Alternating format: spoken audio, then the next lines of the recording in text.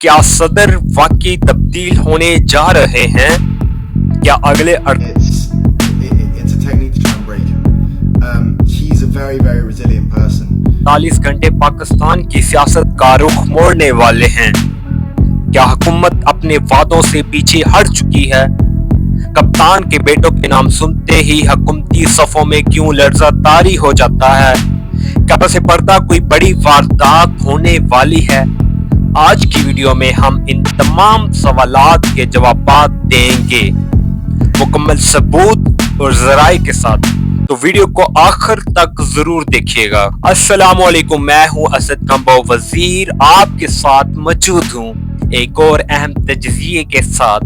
میرا مقصد ہے آپ تک درست معلومات اور بااعتماد تجزیہ پہنچانا، تاکہ آپ خود فیصلہ کر سکیں کہ سچ کیا ہے۔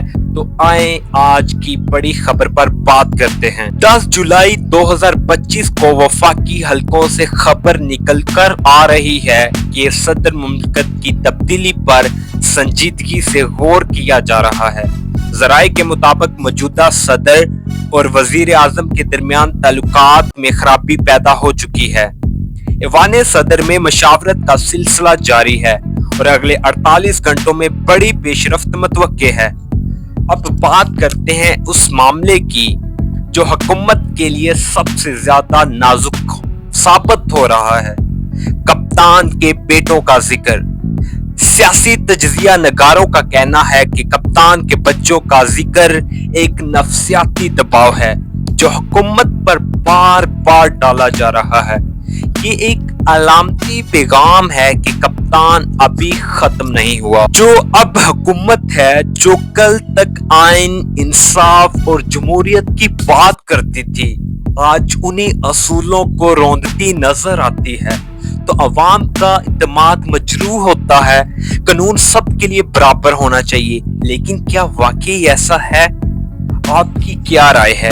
کیا آپ کو لگتا ہے کہ صدر کی تبدیلی واقعی ہونے جا رہی ہے؟ کیا کپتان واپس آ سکتا ہے؟ کمنٹ میں اپنی رائے ضرور لکھیں، میں خود ہر کمنٹ پڑھتا ہوں، اور اگر آپ چاہتے ہیں کہ ایسی تجزیاتی ویڈیوز آپ کو باقاعدگی سے ملتی رہیں تو چینل کو سبسکرائب کریں اور بیل آئیکن ضرور دبائیں۔ آج کی ویڈیو میں ہم نے بڑی خبر کا مکمل تجزیہ کیا مستند ذرائع کے ساتھ۔ یاد رکھیے، رائے ہمیشہ آزاد ہونی چاہیے، لیکن بنیاد ہونی چاہیے تحقیق پر۔ میں ہوں اسد کمبو وزیر اور یہ تھا آج کا تجزیہ۔ ملتے ہیں اگلی ویڈیو میں ایک نئی حقیقت، ایک نئے سوال کے ساتھ۔ اللہ حافظ، پاکستان زندہ باد۔